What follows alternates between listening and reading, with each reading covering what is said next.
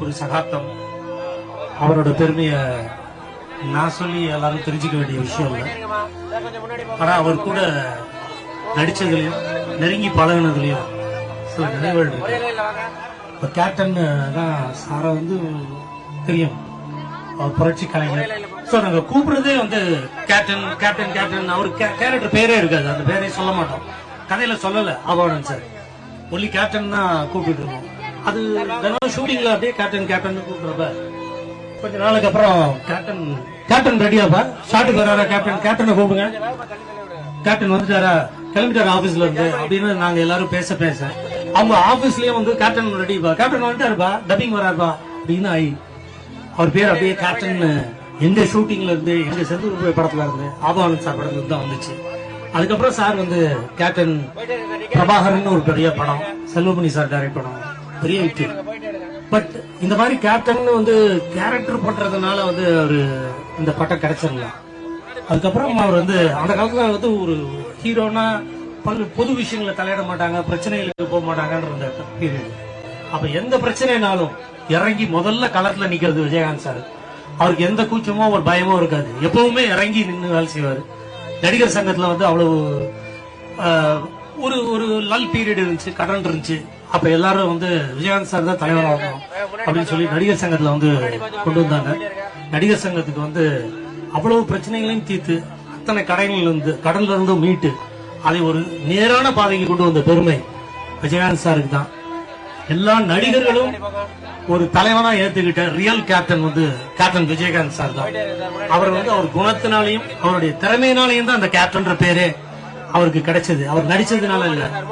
அது மட்டும் இல்ல, பல்வேறு விஷயங்கள் அவருடைய எளிமை, எல்லாருக்கும் ஷூட்டிங்ல ஒரே மாதிரி ட்ரீட்மெண்ட் அப்படின்ற பல விஷயங்களை சார் தான் எவ்வளவோ பெரிய நிறுவனங்கள்லாம் இருந்தாலும் அவர் தான் முன்னோடியா சினிமால சமத்துவம், எல்லாரும் ஒன்றாக சாப்பிடுறது, ஒரே மாதிரி எல்லாருக்கும் ட்ரீட்மெண்ட்ன்றத ஆரம்பிச்சு விட்டாரு. அவர் கூட நான் ஒரு படம் பண்ணிட்டு இருக்கோம், செந்தூர் கோயில ஒரு இதுல தொங்கிக்கிட்டு இருப்போம். அப்ப சார் என்னை பிடிச்சி தூக்கணும், அருவியில மேல தொங்கிக்கிட்டு மலையில. அப்ப சார் தொங்கிட்டு இருக்கும், கை கலண்டுருச்சு, ஷோல்டர்ல இருந்து அவருக்கு அப்ப கலண்டுருவோம். சீரியஸான ஆக்ஷன் பண்ண போகும்போது கலண்டுருச்சு, வழியில துடிச்சிட்டு இருந்தாரு. இப்ப யாரும் கிட்ட போய் யாரும் கிட்ட போக கூடாதுன்னு அவங்க யூனிட்ல சொல்லிட்டாங்க. தமிழகத்தில் இருக்கின்ற அத்தனை மக்களுக்கும் மிகவும் ஆழ்ந்த வருத்தத்தில் இன்றைக்கு நாம் இருக்கின்றோம். சிறந்த திரைப்பட நடிகர், அனைவராலும் அன்போடு அண்ணன் அவர்களை அணுகின்ற பொழுது அன்பாகவும் நேசமாகவும் பாசமாகவும்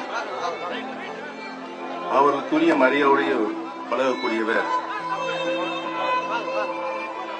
அன்புக்குரிய அண்ணன் விஜயகாந்த் அவர். சிறந்த நடிகரோடு மட்டுமல்லாமல் திரைப்பட கலைஞர்களுக்கு உதவி புரிவதிலும் ஏழை எளிய மக்களுக்கு உதவி புரிவதிலும் நடிகர் சங்கத்தினுடைய தலைவராக இருந்து அந்த சங்கம் இடர்பாட்டிலிருந்து மீண்டெழுவதற்கு உதவி செய்த பெறும் அரசியலில் ஒரு இயக்கத்தை ஆரம்பித்து மக்களுடைய நன்மதிப்பையும் தொண்டருடைய ஆதரவையும் பெற்று தமிழக சட்டப்பேரவையில் எதிர்க்கட்சி தலைவர் என்ற நிலைக்கு உயர்ந்தவர். பல்வேறு புகழுக்கு அவர் உரியவர். 150 திரைப்படங்களில் அவர் நடித்து தன்னுடைய நடிப்பாற்றல் மூலம் அனைத்து தரப்பட்ட மக்களையும் கவர்ந்தவர். எங்களுக்கு தனிப்பட்ட முறையில் மிகப்பெரியது இழப்பாகும்.